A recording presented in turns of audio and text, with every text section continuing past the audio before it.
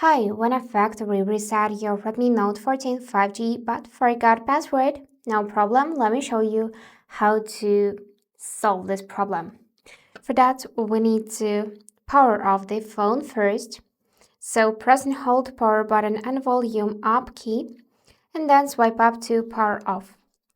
Now we need to enter recovery mode. But before we do this, make sure that you remember all of your data about Google account. Because when you'll sign in later, you need to enter the same Google account in which you were signed in before. So now let's enter recovery mode. For that, we need to press and hold power button and volume up buttons. And once we see Xiaomi logo on the screen, release power button but continue holding volume up. Let's try this out. And release power button but continue holding volume up. And now we are in this recovery mode.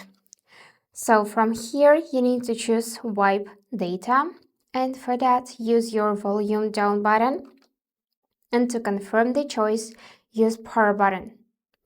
After that select wipe all data and then confirm, also by pressing power button. Now it will load like that, and after this we will need to reboot the phone. So then we will need to set it up again. Let's choose back to main menu, and from here choose reboot and reboot the system.